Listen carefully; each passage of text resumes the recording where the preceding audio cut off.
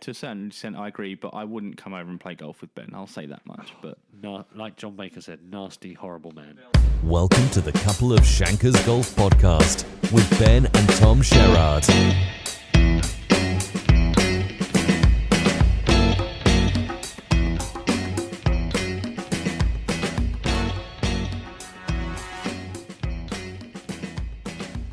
Okay, welcome to episode 3 of the Couple of Shankers Golf Podcast. I am one of your hosts, Ben Sherrard. I'm here with my brother Tom. Hi, Tom. hello, Ben. How you doing? You all right? I'm very good, sir. Mate, yourself? Excellent. Yeah, not too bad at all. Cracking Not too news. bad. So here we are, episode 3. 2 in the bank. Third one tonight. Third time lucky. Might get some more lucky listeners this time. Might get it right. Finally get it right. I know we started off by saying this at the beginning of the last episode, but I, again, wanted to say the number of people who've made a point of coming up and just talking about how they're listening to the episodes, where they're listening to the episodes, what they like about the episodes. As I said last time, not all liars, some of them known liars, but not all of them. Very talented liars, I think. We know some very talented liars. No honest people, just really good liars. Just thank you to absolutely everybody who keeps listening, who keeps telling us how much they're enjoying it and how they're listening. It really means a lot to us that people take the time to listen and tell us about it. So thank you very much. That's really good. So look, we've got quite a lot that we want to talk about. I feel we haven't caught up for a couple of weeks. It's been it's been a pretty big golf week for you. A couple of weeks. Pretty massive. Big golf week for me. Well, I mean, and a pretty big golf week for golf these last fortnights. So let's sort of jump right in. Let's crack straight on then. Let's get in. I suppose the first thing we really should talk about is my 35-point Stapleford result at the weekend. I mean, I think out of all the golf that's been played between us over the last couple of weeks, that is the main talking point. That's what everyone wants to hear about. Yeah, so talk us through it, mate. 35 points. 35 points with 2 blobs. Okay. We started with a 7 on a fairly easy. It's a straightforward par 5. Ridiculously easy par 5. Yeah, I mean, walking down the fairway on number 2, posted the photo to Instagram, just like, here we go again. This is same old same. Nothing, not a lot changes. But I think honestly, I must have been just some sort of inspiration I found playing with Mr. Ford and Mr. Holden. Tough draw, that mate. Tough draw. It was grumpy golf. It was. Grumpy golf. They did joke halfway through walking up 14 that it was like, you're going to say on the podcast that you played with a couple of Muppets, and I said, yeah, two very specific Muppets. It's like playing with Stadler and Waldorf, but just not as funny. Good Lord. In all fairness, it was a lot of fun. It was a lot of fun that round, but they those two can, between them, they love a moan. Yeah, especially as Fordy was playing like pretty good, and he always plays good, mate. He's a bandit. Gary didn't have a great front 9, but back 9 absolutely bossed it. So two blobs for me and 35 points. I think I haven't played a set of par 3s that well in my entire life. Yeah, I've got a couple of photos of you, how close you hit it. Yeah, three out of the 4 par 3s, I was 12 feet or closer off the tee. Lovely. And converted one of those birdie putts, which is a great. That's a good hit rate. I mean, it could. I don't like talking about my own golf really, because it is about a bit like fishing and how big was it, mate? Really, but seriously, if I could have hold one putt. Yeah, of any distance. If I burned the edge, lipped out a good few times, burned the edge 3 or 4 times. Those rounds are rare though, where it all seems to come together. I know it's relative, so for like yourself playing off 11, like that round would be sort of 4 or 5 over. Yeah. For pros, that's when they're sort of shooting their 8, 9, 10 unders. To have everything go, you hit it well, you hold the putts, you get the odd good break. They're so rare. It seems very rare that it all comes together. So the fact that you felt like you played well with your irons and stuff, that's a positive. Take that through to the next one, and go from there. Massively positive. Definitely need to work on both reading greens, and hitting putts. Well, a slight Shankers Golf Podcast exclusive. We may be having an aim point session soon. You'll have to at some point when we're off air, you might have to explain to me what aim point. Oh, okay. Is. We're at that sort of level, are we? I am real novice. I am okay. the most basic of beginners. It's a form of green reading. I'll leave it at that for now. Right. Some listeners may know what we're talking about, but we have been invited to do a podcast very generously on that. So at some point over the next couple of months, hopefully we'll get that done, and you'll start holding everything. You will hold the world. Absolutely. Well, bring it on. Frankly, can we do it tomorrow? Well, look, we've touched on the real important news. So second billing, I think, is fairly well publicised all over. The Shankers social media.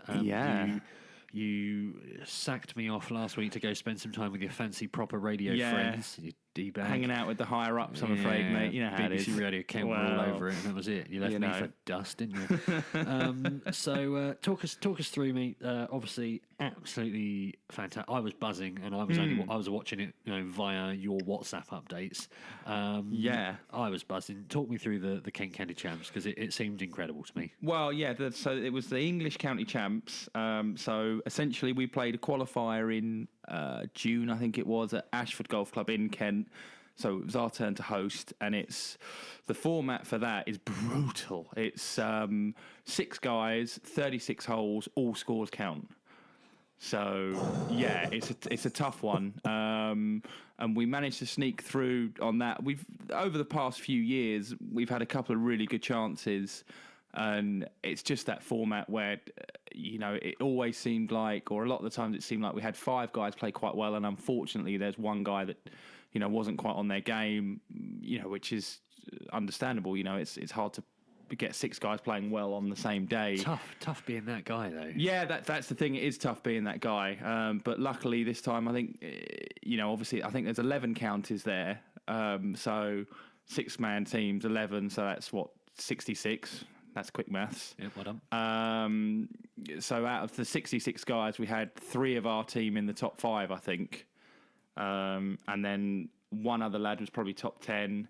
And then a couple sort of a bit further back, but not miles further back. So yeah, we played really well, and so that in turn got us up. That was to qualify. That was to qualify. Yeah. So we play that every year, regardless. And then they split the country into 4 regions. Sorry, so South East, South West, Midlands, and North. South. It's the same format for all 4 regions. So the South West, Somerset won there, Notts won the Midlands, and Northumberland won the North region. So the 4 counties that got through then went to Huddersfield last weekend and played in the county finals. So yeah, epic weekend. It's a long time since I've played real high standard team golf, so it was great to be there. One of the things that really came across, particularly actually you mentioned it yourself, but one of the things that I think came across on some of the videos that I saw was the team spirit in the Kent team. And we've spoken about this before, about why we love the Ryder Cup and why we love match play as a format, is you do get that sense of team. But it really seemed like something that you guys really sort of made quite a big deal of, that sense of team. I mean, I think it's so rare. I mean, your win ratio in golf is so small. You get the amount of times you actually tee it up compared to the amount of times you win is obviously ridiculous. It's such a small portion. So when you do get wins, you need to celebrate them. But it's, golf is really the ultimate individual sport. Yeah.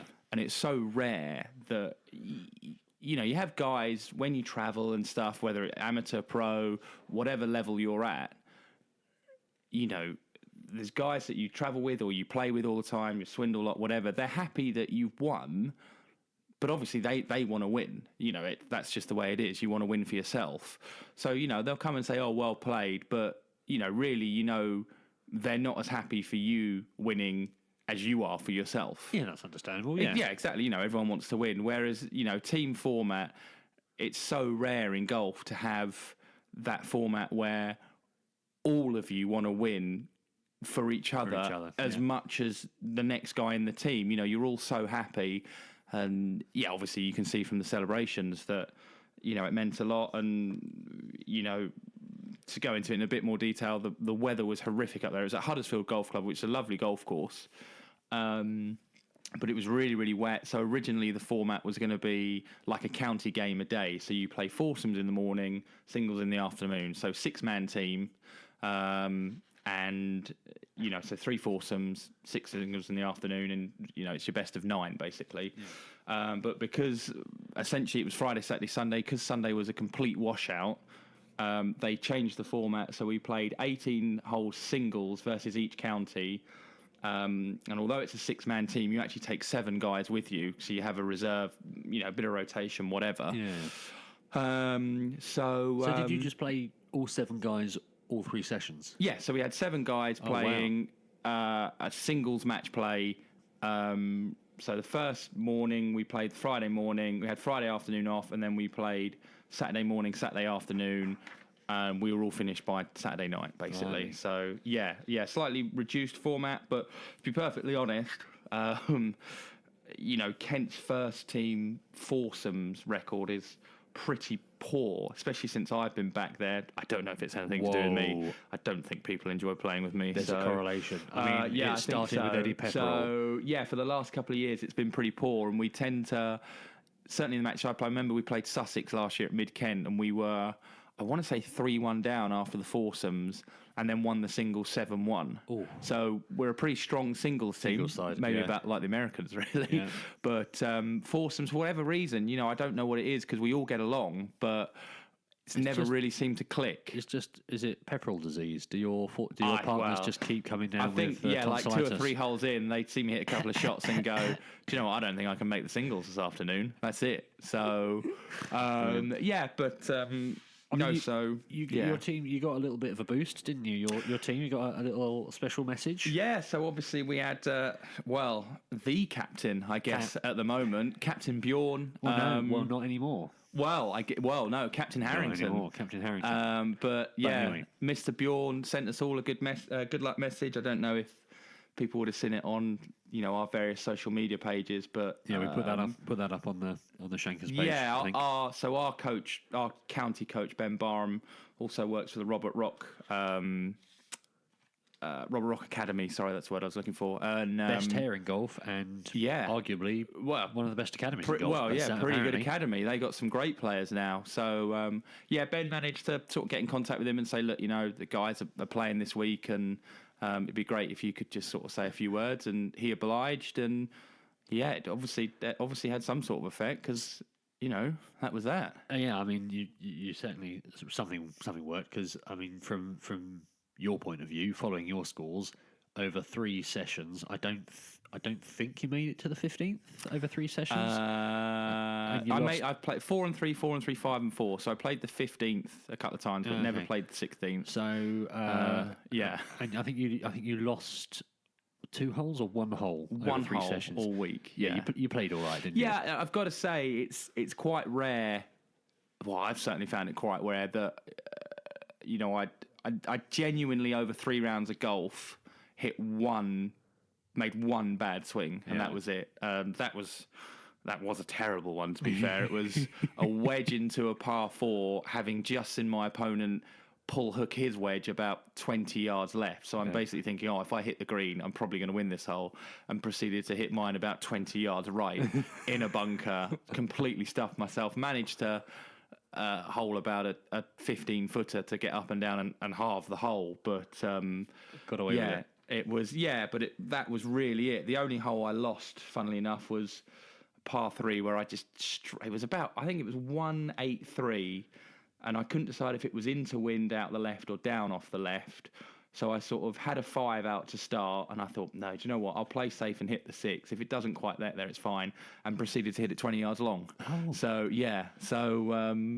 but good luck I didn't hit the 5, really. But the end result was the same. I lost the hole. You and your poor 203 yard 6 iron. Well, poor you. I mean, it's poor if you've only got 183, mate. You sickened me. Right. I think I've always seen it in you that team format can really bring out the best in you. I think that's something that team atmosphere really appeals to you. So, look, I mean, put it into some perspective, because I'm speaking on behalf of listeners who maybe don't know so much about county golf or how it works, put this into perspective in terms of how important this event is, the size, the importance, the sort of history of this event. How does it kind of rank among some of the sort of events that you might play? I mean, it's massive, in terms of county golf. I'd say it's the biggest event you can play as a county player. Yeah. This is the one that you want to win. This basically means, you are the best county in the country for that year, which, we now are. That's how the competitions work, and that's, we've won it to be the best county in the country. So, a massive result. With the team we had, we had sort of 4 young guys and myself and Liam, who I'd say sort of older guys, a real good mix. And to win that was huge, for them going forward in their careers. It's definitely something they'll remember for, all their golfing life, really.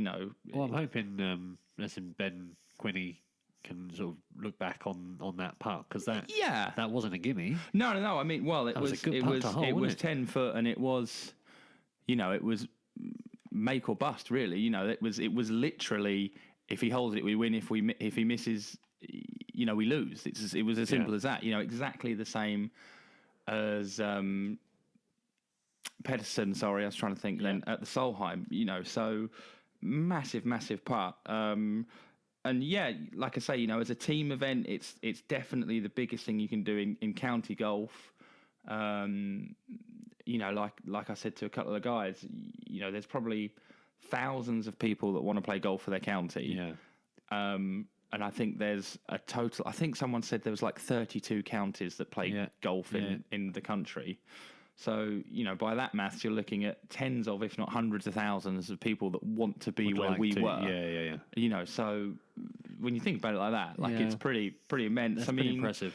Yeah, I think, there are individual accolades that are probably bigger in sort of amateur golf, but certainly, in terms of county golf, that's, I'd say, by far the biggest event. Yeah. Hence celebrations, amazing, great achievement. Yeah. We'd not won it for 41 years, so realistically, certainly for me now, we'd not been to the final for 31, so I'm 32 now. I'm probably not going to be at the standard I am now when I'm 63. So do you know what I mean? Like, this was once in a lifetime.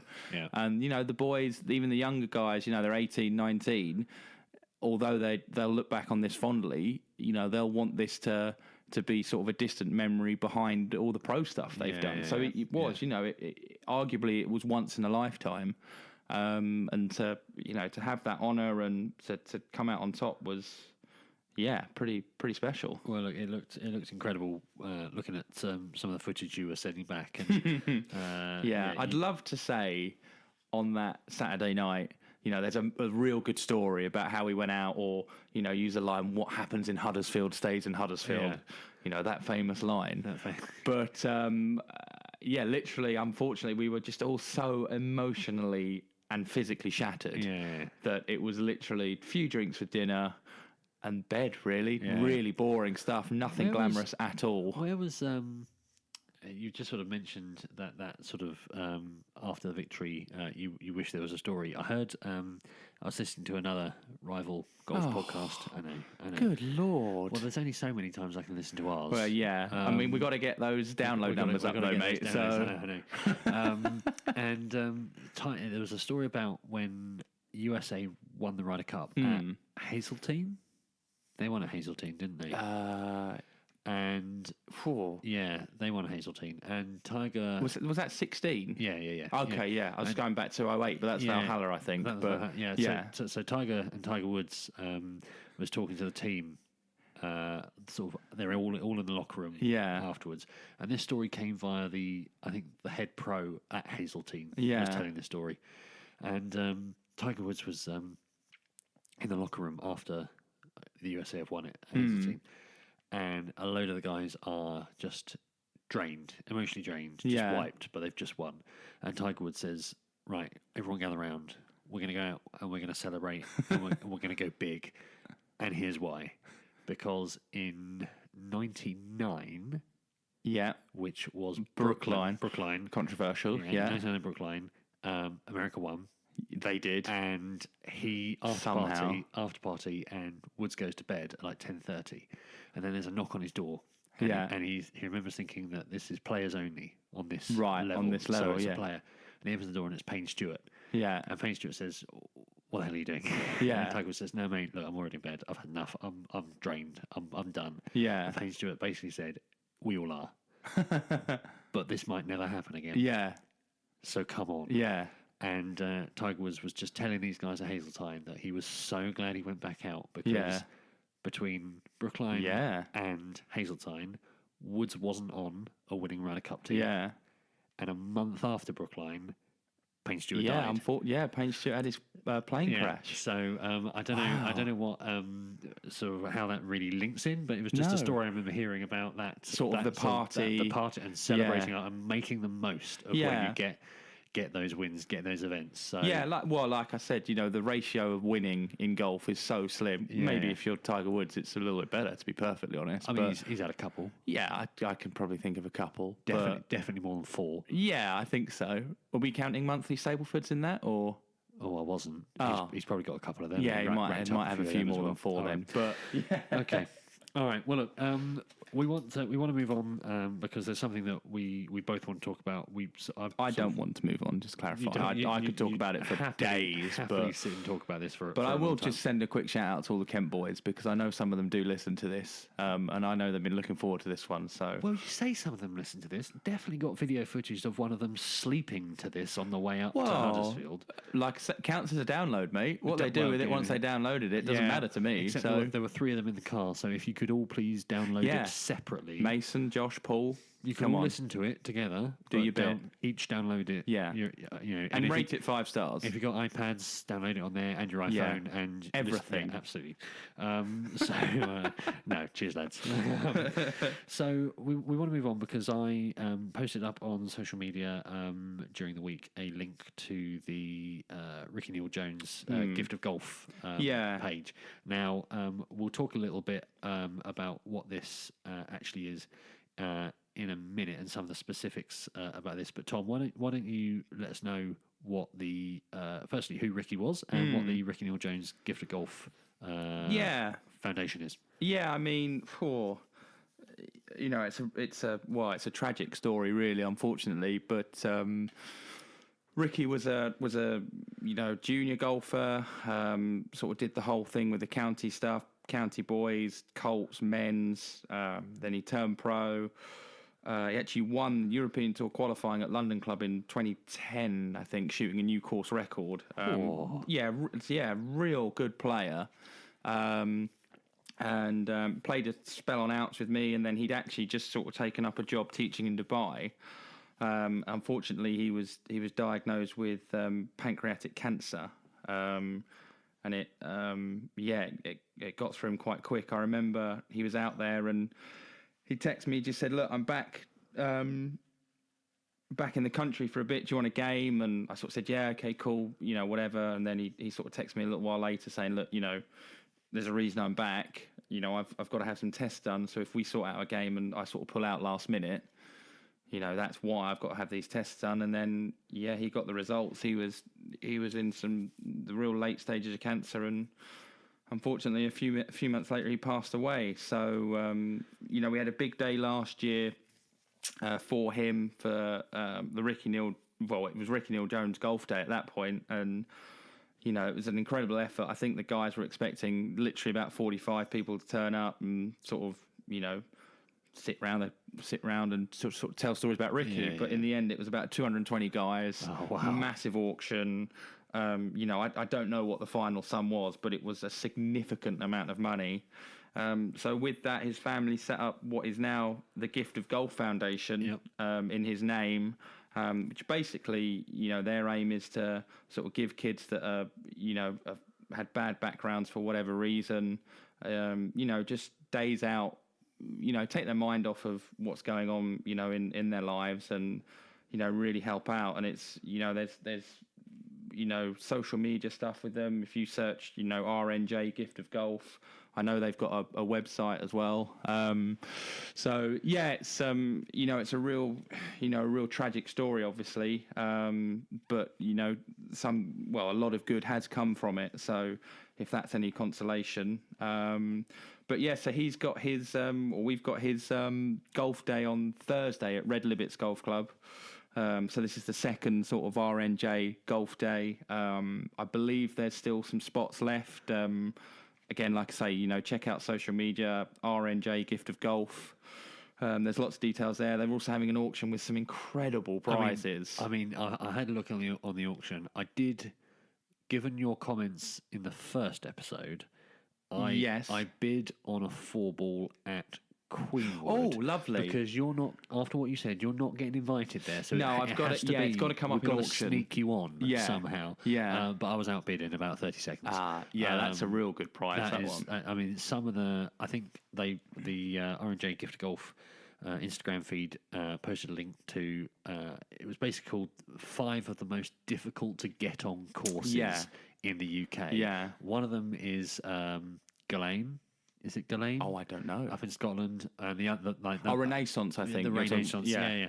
And number 1 is Queenwood. Yeah. And in this auction is around for, I think, a 4-ball or a 2-ball, but it's a 4-ball at Queenwood, definitely. I think it's maybe 3 or 4 at Renaissance as well. But both courses, unbelievable prizes. It is a phenomenal organisation. By the sounds of it, the work they do is incredible. In Ricky's name, I've got a very short. Ricky story. I recorded my worst ever competitive round playing with him in the Westrum Junior Open. Are we allowed to know what the number was? The number was, I don't know what the bingo. I don't think there is a bingo. I don't think bingo goes up this high. Oh, it was 111. Oh, I think that's called a Nelson. Is that a Nelson? I don't know why. But yeah. Well, I'm pretty sure it's called a Nelson. If that's rude, I apologise. Yeah, I've literally no idea why. That could be offensive. I've literally no idea. My golf was offensive that day. It was horrendous. Yeah, I mean that's one of the days where you hit a lot of golf shots. I imagine. 111 of them to be precise. To be exactly precise. Yeah. And I think I'm fairly certain my handicap was maybe 14 or 15 at the time. So it was a tragic day. Didn't quite scrape the buffer is what you're telling us? Just missed out on the buffer. Just missed out. If the standard scratch had gone up a couple, you would have gotten in. Is that what you're saying? Yeah, I would have been in the prizes probably. But I mean, Ricky, I remember Ricky playing phenomenal golf. But my main takeaway from that day was Ricky and I catching the most blatant cheat. Oh. Yeah. Okay. I don't know... Should I name him? He probably doesn't listen. Inti Van Ritchie, if you're out there, God love you, but you filthy cheat. Early on in the back 9 at Westrum, there's a par 3 downhill. There's trees on both sides, as far as I can remember. And I think it's 11 down the hill. Yeah, that's what I had in my head. And bless him, this kid shanked it proper shank off the tee. Well, he's on the right podcast then, mate. Loses his ball. Okay. Tees up a provisional, doesn't even bother looking for his first, tees up the provisional, knocks it to, I mean, great goal shot, knocks it to about 5 feet and rolls it in and tries telling us he got a 2.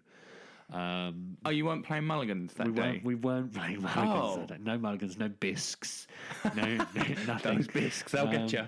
And it got to the point where Ricky and I decided we were going to mark down the score he told us, and we were also going to mark down in brackets the score what his actual score was. And we just refused to mark his card, to sign his card at the end. What I want to know then is, without his cheating, let's say he was honest. Yeah.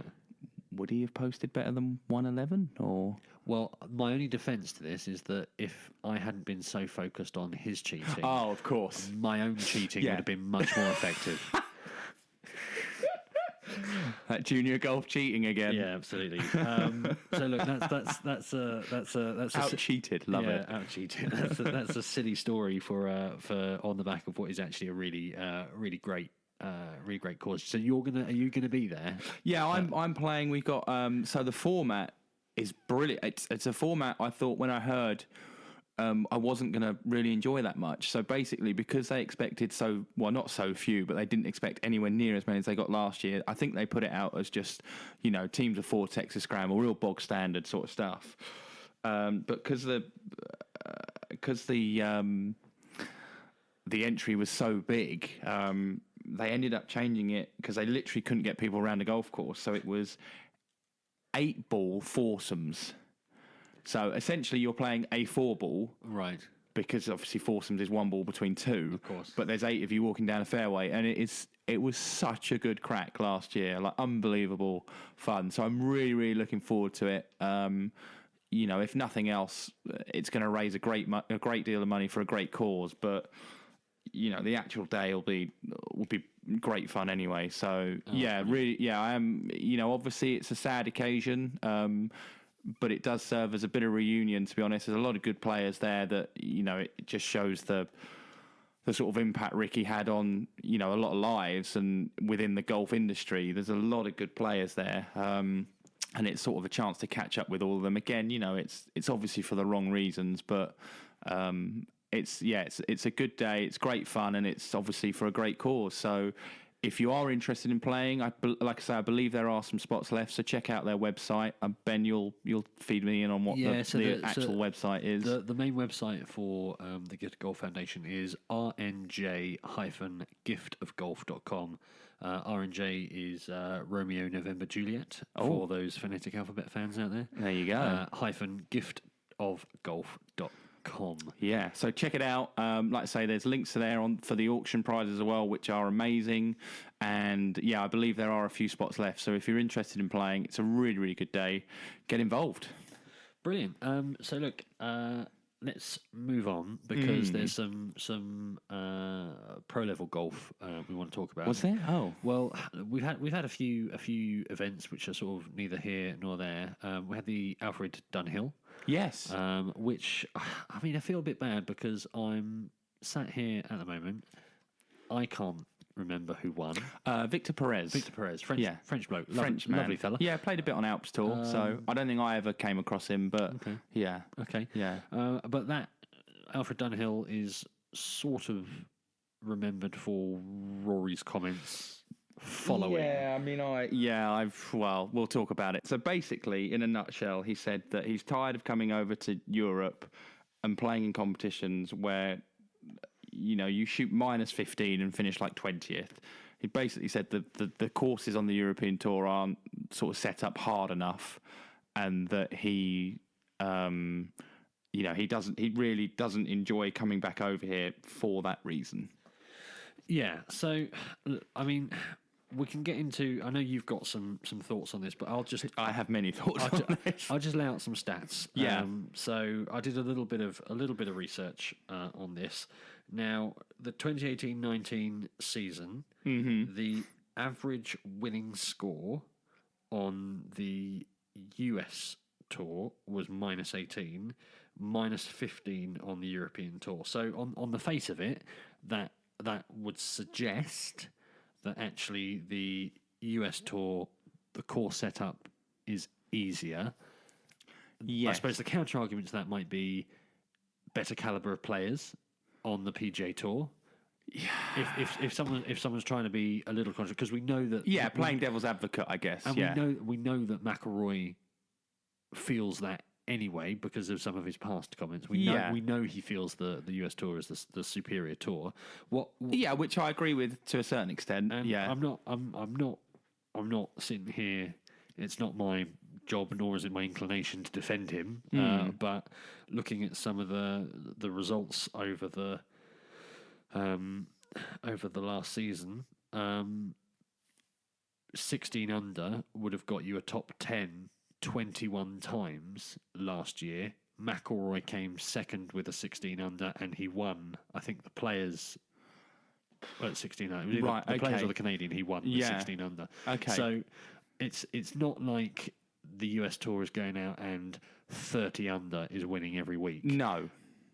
I know that my gut instinct is that the scoring is lower in America. That's just completely anecdotally, and just if anyone were to ask me, I would say the scoring in America is significantly lower, and I would probably split my reasons for that between courses are easier but play is better, because the lazy journalism is, and you hear it around Ryder Cup time. America, the PGA Tour's for bombers. It's wide open. Yeah. You can hit it as far as you like and hit a wedge from anywhere, and you stop it on the green. Yeah. And you'll be fine. So I'm absolutely not defending Rory's comments because I don't agree with them. But you are much better placed than I am to explain why he was wrong. Yeah, I mean, yeah, you kind of almost, for me, you hit the nail on the head with your comments. I think America has become a lot more of a bombers tour. Sorry. Now, fair play to them because being a bomber isn't something that just happens. You have to work at that. You have to be in the gym. You have to, get your technique right to be a bomber. So that in itself is a skill. There's no denying that. You don't just get born hitting at 320. You have to work at that. So that is a skill. Yeah. There's no denying that. But like you say, we've got some stats here. -18 was the average winning score on the US tour. -15 on the European tour. So, there's a 3-shot difference there. So again, you could argue that the courses in America are easier to score, should we say, not necessarily easier to just easier, but easier to sort of score around. I think for me the problem with these comments is that I think the European tour is certainly more about strategy. I think more than anything really, I just don't think countries over here have literally they don't have the real estate, they don't have the land to build these big wide open places, long golf courses, and therefore you have to have some defence. Now the timing of when he said it was ridiculous as well, right after the Alfred Dunhill links, which is a pro-am at the end of the day. So you're not setting up US Open style. No, exactly. The amateurs, they pay a real large sum of money to play in that event, and they don't want to pay a load of money to turn up to St Andrews, feel like they play quite well and shoot, net 85 because it's set up so hard. Yeah. Do you know what I mean? Like they have to find that middle ground. So yeah, and in fairness to him, he has said, the timing of it was poor. But yeah, I mean, if I was one of his PR guys there, I'd be shot myself. I'd be seriously going into overdrive even after that comment. And then the comment he sort of came out with. Go on again, devil's advocate. We sometimes, I think, are guilty of putting these, not just golfers, professional athletes, up on a pedestal. Rory has the right, I would argue, to vent and to say, he has the right to vent and say stupid things. And just as you and I have the right to vent and say stupid things, he does also have the right to our reaction to his stupid comments. Yes. So, it does go both ways. I don't think we should get too down on him because he was frustrated. He walked off a golf course, and every time he walks off, because of who he is, every time he walks off a golf course, people are going to shove microphones in his face. Yeah. And I'm watching. It drives me crazy. You see some journalists go, "How do you feel you played today, Rory?" And he's just missed the cut at his home open. Yeah. And people, people expect him to be, bubbly and civil about it. And you're like, mate, I'm surprised he hasn't lamped you with a 64-degree wedge. Taking his wedge and chopped your legs off. So I think he has. I would say that Rory has the right to vent and be angry, and we have to just accept that as he is human. And it is also good that we don't have just countless cookie cutter, boring robots. Yeah, that's what. Yeah, I mean that's what we want to see. Is we want to see personalities and things we can relate to. But having said that, there is a time and a place. It's very difficult for me to go from what I've just said to what I'm now saying because it is a massive contradiction. Yeah, but mate. Yeah, and the thing that's going against him with this comment as well is purely on the numbers. He's wrong. It's as simple as that. Sure. He's saying, "Oh, these courses we come and play, they're a lot easier," but the scoring's not showing that. The scoring's showing, if anything, it's the other way around. And again, he has said, he wants to see tougher setups in courses worldwide. He hasn't just said, Europe, in his subsequent comments, I should say, he hasn't just said, Europe's really easy. He said, as a game, it is we need to see tougher course setups. Now, again, that's an argument you can have. Do you make courses longer? Do you tighten up the fairways? Do you make the greens, firmer and smaller? Or, what do you do? That's out of my league. That's out of our league. That's not for us to discuss really. But the things that got me as well is, he's like I say, he's subsequently, offered another comment, and it's sort of saying, I was just venting, but the place where I vented from is a good place. I just want to see, golf become a better game, and I want to see, European courses set up harder, so we're better for the Ryder Cup. Yeah. Now we've lost 2 Ryder Cups this century. True. We've won 7 of the last 9. But like I just don't think the comments. You know what I mean? Like last year, on paper, you had an American team that should have wiped the floor with us. We set it up as a European Tour course. Priority on not necessarily hitting it as far as you can, but strategic, hitting fairways, hitting the right areas on the green, and we destroyed them. Yeah. Do you know what I mean? And you could say that the top European Tour players or European golfers do actually play in the States, but you still have to pick 5 guys from the European Tour stats, because that's how the and there's got to be something. The qualification works. There's got to be something in your golfing heritage. So everyone on the European Tour has grown up with European golf. Oh yeah, agreed. And that has shaped the way you play. And I remember, to demonstrate the point, I remember recently you and I went back to the Ridge. Mm-hmm. Cracking golf course. Absolute, just amazing belter. Track. And you saying afterwards that playing the Ridge now, grown up, you can identify how growing up on the Ridge has shaped the way you play golf. Yeah. I mean, the Ridge is it's a short, fiddly golf course. A lot of times you have to hit irons off the tee because there's a lot of dog legs. It's not a bomber's track. No. You can't bomb and it. Although I hit it a good distance, probably slightly above average, I'd say... All right, Mr. 200-yard 6-iron. Yeah, back in your box. I'd say that... I learned very young how to get the ball round. Yeah. And I think that's reflected in my scores in the sense that, the Ridge, although it was short, it was fiddly, so it was always hard to go low. Yeah. But if you managed your game properly, it was also quite hard to shoot a high score. High. And that's kind of what I find now. You managed it with great ease. I found it very easy. Incredibly easy.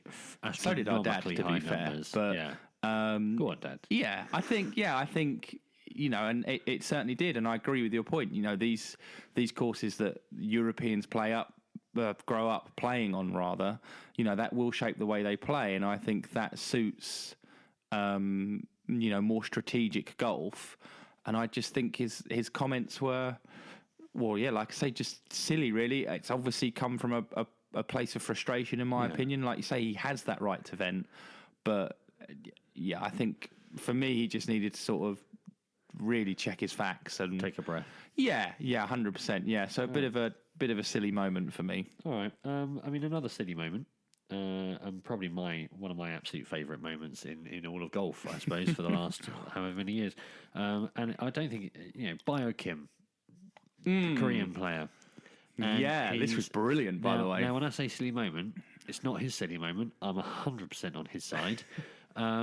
He has halfway through his downswing been distracted by a shutter or going off on a camera. Now, I would say I did do some research, and in South Korea, it is illegal for companies to sell cameras with silent shutters. Really? It is illegal. Shutters have to make a sound. That's bizarre. I don't want to think too carefully about why that might be, but there you go. So he basically gets distracted and he turns around. He basically sort of gives his club a bit of a throw from the top of his follow through. Gives the guy a bit of a throw, has a bit of a kick, turns around. Full helicopter or not full helicopter? Oh, okay. No, he hasn't quite reached your standards there. And he just flips this guy off. I mean, really gives him the bird. Oh, just flipping in the bird casually. Gives him the middle finger. Yeah, right. And he got a 3-year suspension. 3 year, I think. And yeah, 6,780 odd quid fine. Yeah, I think it was like, I don't know what the currency in South Korea is, but it was a large amount of whatever the local currency was. So although it doesn't sound like a lot, in terms of golfers that earning hundreds of thousands a year in America and Europe, that's and this was in on his a local tour, currency. It wasn't. This wasn't one of the main tours. No, this it's was a the Korean tour. Yeah, so it's a sort of satellite or a minor tour. Probably slightly bigger than that, but it's not one of the main ones. But my point is, even if you're winning on that tour, and he did go on to win, by the way. So didn't hurt him that bad. No. But even if winning, $6,000. Did he? Is still... so it's fine that. So he wasn't disqualified or No, anything. No. He just got banned for 3 months. He took home the win. Or 3 years even. And got up. That's hefty. No, I'm on his side. I'm totally and utterly on his side here. Yeah. I don't really see how you can't be. Can you? Well, my only suggestion, and I know I came up with my 40-second shot clock suggestion. Yeah. My only suggestion is to keep the players' hands clean. The caddies are allowed to do anything they like to spectators who get a bit. So who are you choosing to be your caddy if that's a rule? Who've you? I mean, I feel like he's a great caddy, but I feel like Billy Foster, like he's a proper Yorkshireman. I reckon he wouldn't be afraid. I think he'd be quite good in a fight, but I don't think he'd be afraid to fight dirty either. Like I think he'd be throwing sand in people's eyes, and do you know what I mean? Getting some divot mix off the tee and throwing that. Do you know what I mean? Like I think he'd. You've clearly put some before. I was just going to say The Rock. Can I have The Rock as my caddy? Yeah. Well, in fairness, why have an normal caddy? Why wouldn't you just have like say The Rock or? Yeah. Yeah, someone. No, I'd tell you I'd have as my caddy, John Rahm. Because he's a big dude. He's a big dude, and he looks like he would go off at any minute. The Ryder Cup, when he beat Tiger on the 17th green, he was so pumped up, I thought he was going to go and headbutt Tiger. Yeah. I honestly thought he was going to go and land him. Yeah, I mean, I wouldn't want a right hook from him. No, and you look at, again, that happened with Bio Kim on the Korean Tour this week in Spain. Some guy in the crowd, whether it was camera or what, goes off during Rahm's swing. Rahm turns around and he gives this guy like the death proper stare. Daggers. It was awesome. Yeah. I mean, again, went on to win. So clearly, distraction from the crowd isn't. Yeah, well, I think isn't necessary. In all seriousness, I think Rahm's one of those characters who. It's my turn now to say I was listening to a rival podcast. Well, I say rival. I think it's a bit out of our league, to be honest. But I was listening to another. We're way better. Yeah, well, obviously. I was listening to another golf podcast, and it was Justin Rose was talking about. We're so cool. Yeah, cool, yeah. And that's why we got all the girls. I was listening to this podcast, and Justin Rose was talking about. When he used to travel with Ian Poulter. Yeah. And Justin Rose would sort of pre-tournament, the morning of the first round, he'd try and get as calm as possible. Yeah. And, be in a sort of zen state, really calm. Whereas Pulse was like drum and bass, like, come on!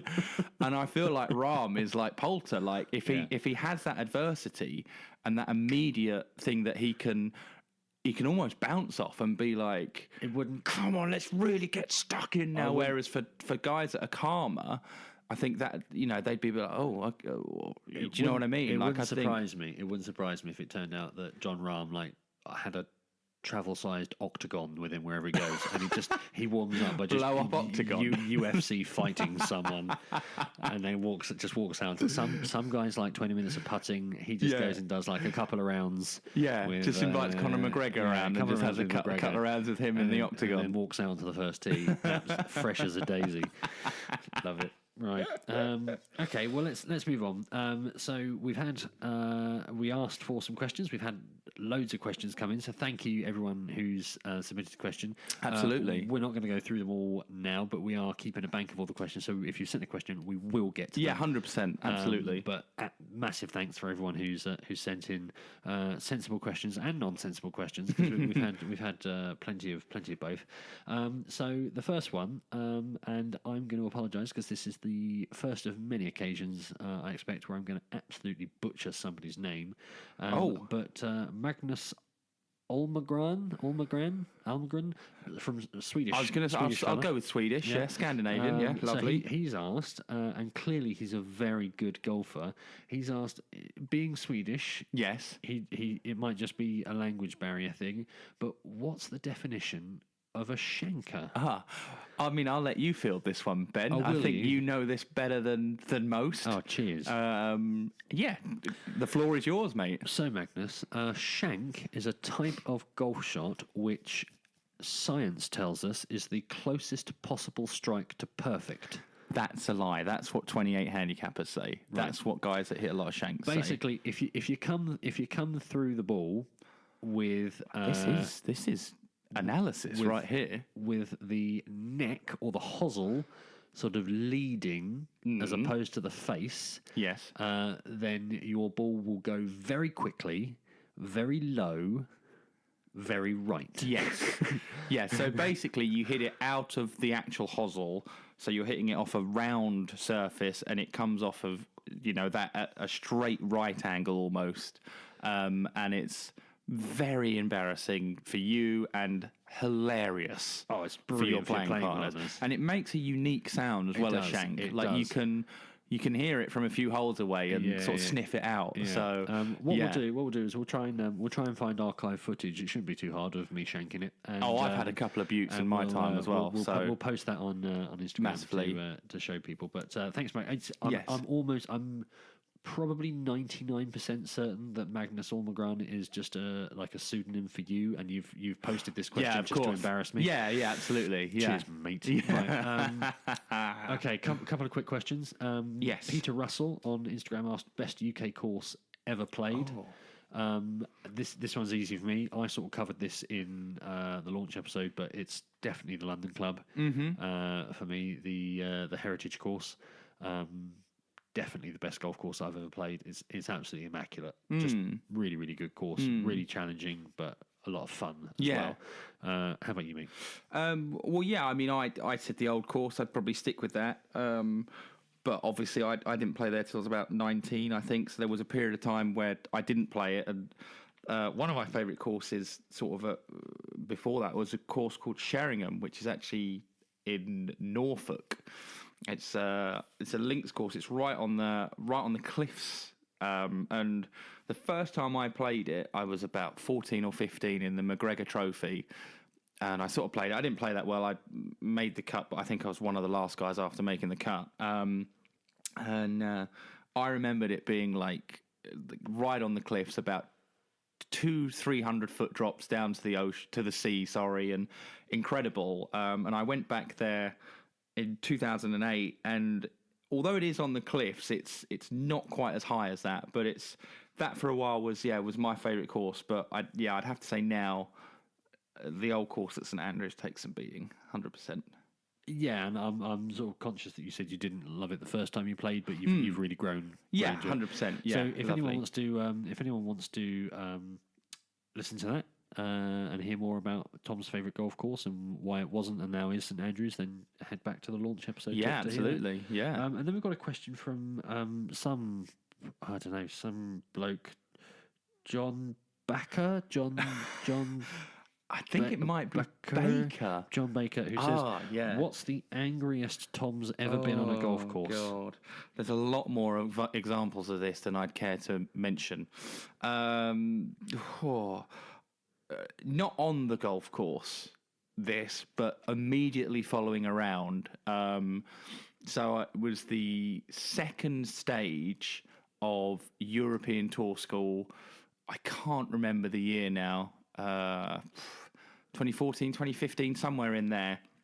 And it was at Las Colinas in Spain. I want to say near Alicante, but that could be completely wrong. Yeah.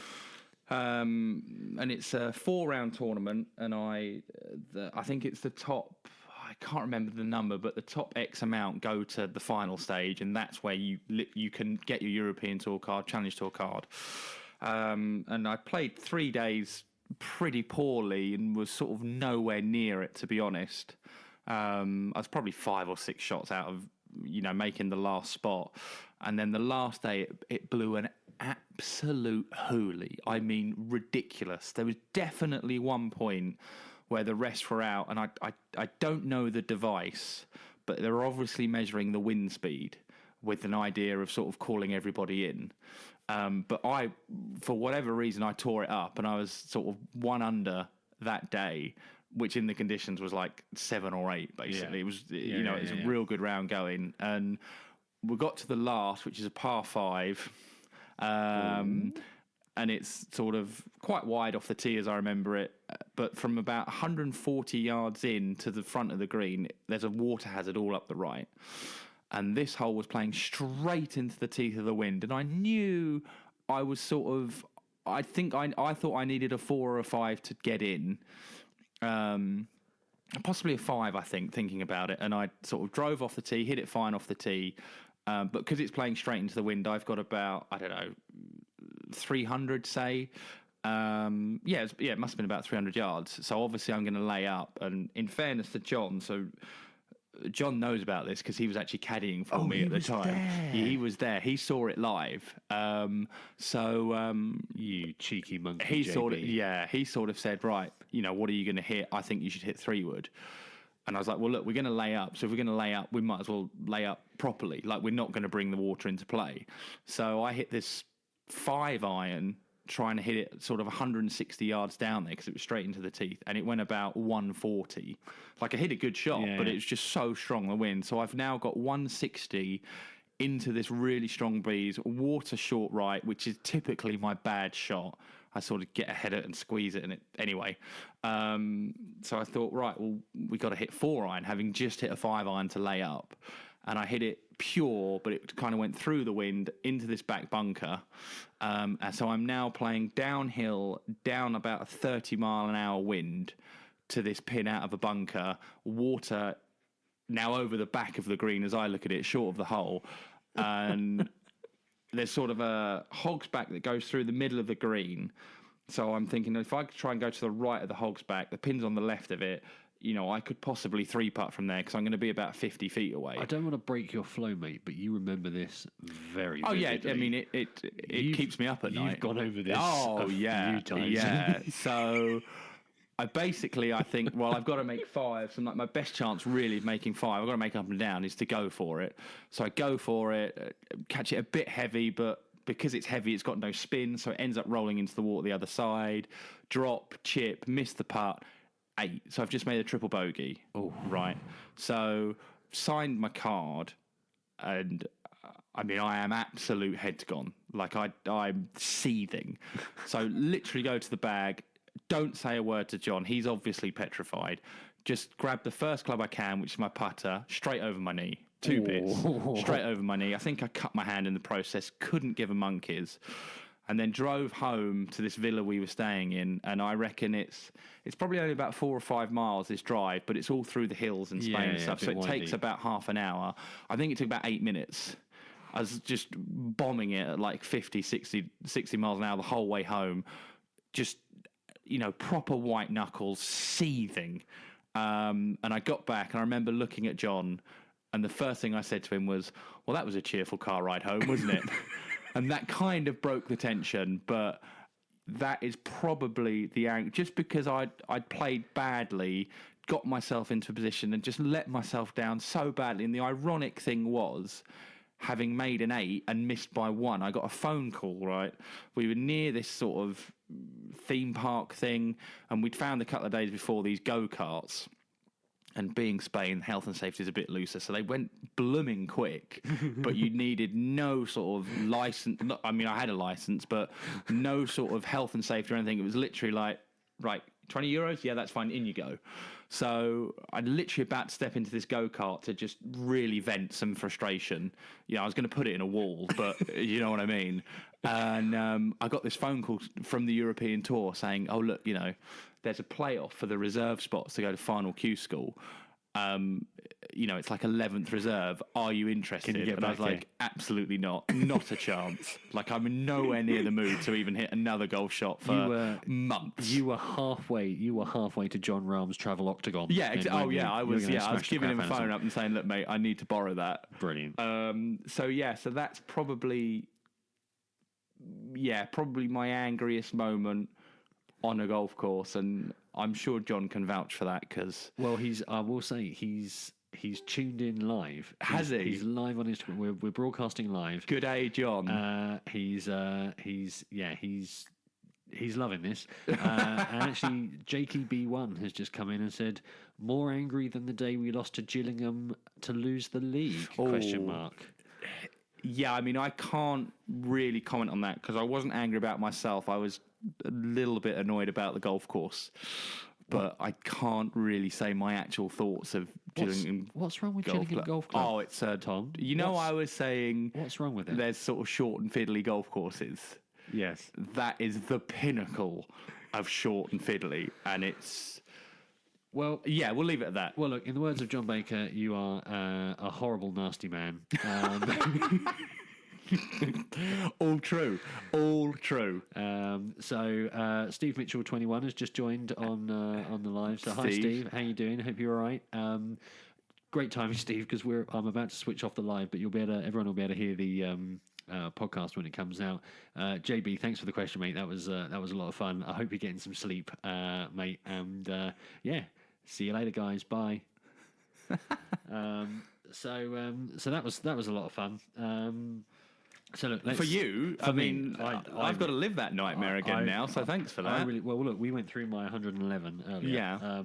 So look, let's close this thing out now. I think we've been going long enough. So let's close it out with our non-shanker of the week. Okay. I'll let you go first on this one, mate. My non-shanker of the week, I was between Victor Perez, obviously massive win in the Alfred Dunhill. First European Tour win, so huge win. Rolex event, real big win that. But eventually I decided to go with John Rahm. Just to defend a title successfully, is impressive enough. But when you do it in your home country, there's a lot of pressure on you. Although there were other Spanish guys playing, you had Cabrera Bello was playing, who finished second, ironically. Garcia was playing as well. It's a lot of pressure, knowing that everyone wants you to win, but I think to a certain extent, people expect you to win. So to do it back to back was, massive. So great effort on his part. There's an NFL sort of commentator. He doesn't commentate on the NFL. He sort of does. Funny enough, podcast on them, but for the NFL Network, called Dave Damashek. I heard the name. He's quite funny. I quite enjoy him, and he's got this theory that actually there's one thing better than the underdog coming and winning against the odds, and the one thing that's better than that is the person who is expected to win going out and smashing it up, because the expectation, the pressure, and when they can overcome that and just get the job done, I think, and in emphatic style as well. Yeah, I think as a player, I'd probably agree with that, in the sense that to go in as a favourite and know you've got expectation, or as a home player, and to come through that, yes, but as a spectator. And I think the Brits have something for this as well, like a real underdog story. The Brits love it. You see it in every sport that's in Britain. If there's someone that sort of comes through, all of a sudden he's almost an adopted home player, and everybody roots for him, or her, obviously, depending. Somehow, despite the record since 1995, the Europeans always managed to set themselves up as the underdogs in the Ryder Cup. Well, funnily enough, I was listening to something the other day, and Patrick Harrington was saying exactly that. He was saying that, everyone talks about the team spirit that Europeans have, and he said that is largely down to the fact that even now we still feel like we've got a chip on our back, and we've got a chip on our shoulder, and we've got to prove, we are not only as good as the Americans, but better than. And like we said earlier, talking about Rory, we've lost that twice this century. 7 out of the last 9 we've won, which is, an incredible record, really. Yeah. All right, good choice, John Rahm. Thank you. Like I How said. about yourself, mate? Who's your non-shanker of the week? I mean, we've already mentioned him as well, but Bio Kim, for me, absolute hero. And look, he's only his home nation saw it that way. He's an absolute hero, and I will say it right now, Bio Kim, you've got some time on your hands now.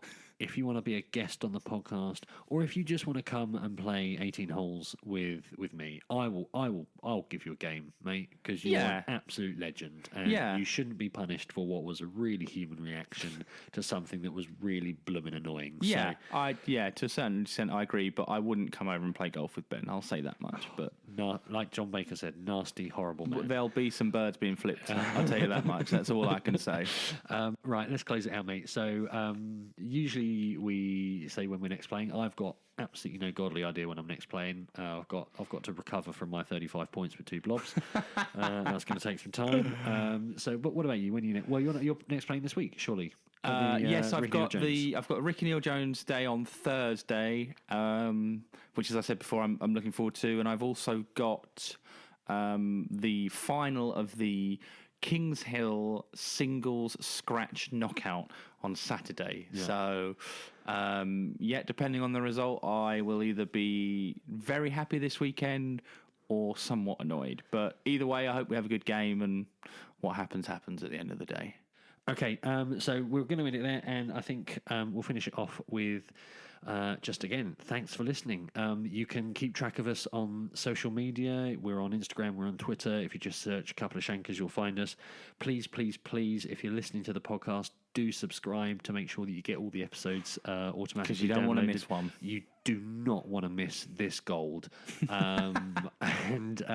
Look, tell your mates, tell your friends. We really want to get as many people listening as possible. So please do. If you're enjoying this, tell other people who you think might enjoy it. Leave us a comment, leave us a review, 5 stars. Please. Anything you want to say nice about us. Not that we're begging, obviously. I mean, I am. Crikey. I am begging. Tell us you love us. Rate us 5 stars. Subscribe. Because look, we just need as many people to listen as possible. Because we basically want to retire. We want to retire. Yeah, we want to retire and basically chat about golf for the rest of our days. So do us a favour. One of the things we have set up, which at the moment just has episodes of the podcast on, which is a bit weird because we've set up a YouTube channel.